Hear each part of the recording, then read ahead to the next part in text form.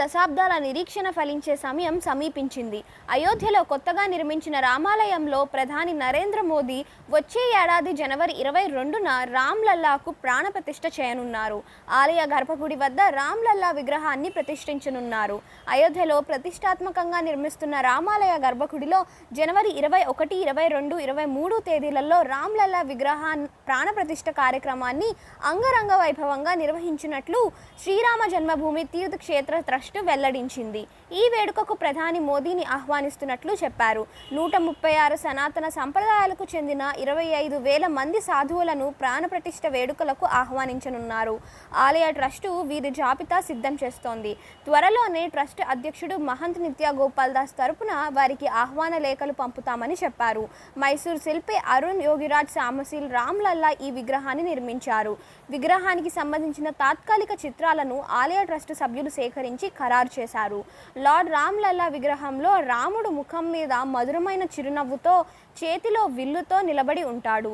అలాగే కర్ణాటకలోని కర్కర్, హిగ్రీవన్ కోట్ గ్రామాల నుంచి తీసుకువచ్చిన రాళ్లతో ఈ విగ్రహాన్ని నిర్మిస్తామని ఇంతకు ముందే అధికారులు చెప్పారు. మైసూర్ శిల్పి అరుణ్ యోగిరాజ్ ఈ విగ్రహాన్ని తయారు చేసేందుకు అయోధ్య చేరుకున్నారు.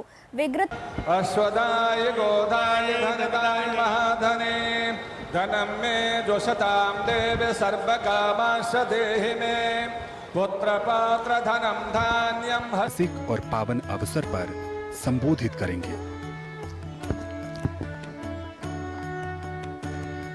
भारतीय संस्कृति की विलक्षणता है अयम निजः परो वेति गणना लघुचेत साम उदार चरिता नाम तु वसुधैव कुटुंबकम।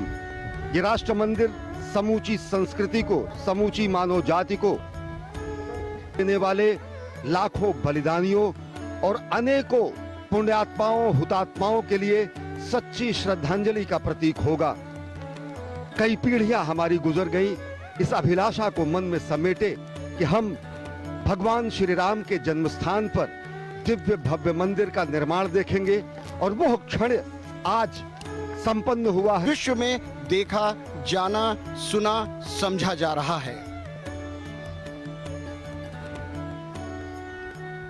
राम संयम और अनुशासन के सबसे बड़े प्रतीक रहे और आज जब पूरी दुनिया में